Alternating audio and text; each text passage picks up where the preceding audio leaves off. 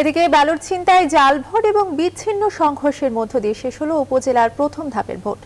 BNP সহ বেশ কয়েকটি দলের ভোট বর্জনের এই নির্বাচনে বিভিন্ন কারণে অন্তত ১৯টি কেন্দ্রে ভোট গ্রহণ স্থগিত করে নির্বাচন কমিশন। ভোট ছাড়াই জয়ী হয়েছেন ১৫ চেয়ারম্যান।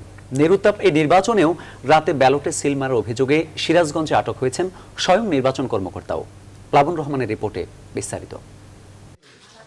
প্রথম দফায় দেশের ৭৮ উপজেলায় ভোট গ্রহণ শেষে এখন চলছে ভোট গণনা।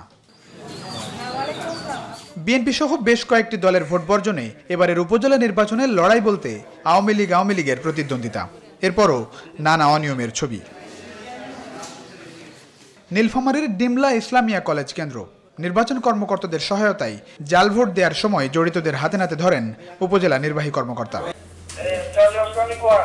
প্রার্থীর সমর্থকদের মধ্যে হাতাহাতি, ধাক্কাধাক্কি ও ব্যালট পেপার ছিনতাইয়ের অভিযোগে সুনামগঞ্জের শাল্লা ও ধর্মপাশা উপজেলার ৩টি কেন্দ্রে ভোট গ্রহণ সাময়িকভাবে স্থগিত করা হয়।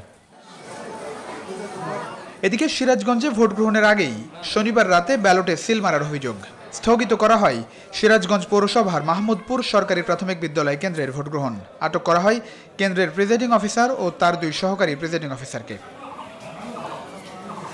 ব্যালট পেপার ছিনতাইয়ের অভিযোগে কুড়িগ্রামের সদর, উলিপুর, চিলমারি, রৌমারী ও নাগেশ্বরী উপজেলার ৯টি কেন্দ্রে ভোট গ্রহণ সাময়িকভাবে স্থগিত করে কমিশন। রাজশাহীর তানোরে সকাল থেকে ভোটার উপস্থিতি খানিকটা ভালো থাকলেও বেশ কয়েকটি কেন্দ্রে আওয়ামী লীগ চেয়ারম্যান প্রার্থীদের বিরুদ্ধে নানা অভিযোগ।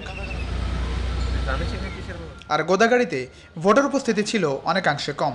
অনিয়মের অভিযোগে একটি কেন্দ্রের ২ সহকারী প্রিজাইডিং অফিসার ও ১ পোলিং এজেন্টকে আটকের পর ভোট গ্রহণ স্থগিত করেন রিটার্নিং কর্মকর্তা। হবিগঞ্জে সকাল থেকে শান্তিপূর্ণভাবে ভোট গ্রহণ শুরু হলেও বানিয়াচং ও আজমিরিগঞ্জ উপজেলার ৩টি কেন্দ্রে ব্যালট ছিনতাই ও জাল ভোট দেওয়ার অভিযোগ ওঠে। এর মধ্যে একটি কেন্দ্রে ভোট গ্রহণ স্থগিত করা হয়। প্রথম ধাপে ৮৭ উপজেলার তফসিল ঘোষণা করা হলেও নির্বাচন হচ্ছে ৭৮ উপজেলায়, আর এর মধ্যে ১৫টি উপজেলায় আওয়ামী লীগের চেয়ারম্যান প্রার্থীরা বিনা প্রতিদ্বন্দ্বিতায় নির্বাচিত হয়েছেন।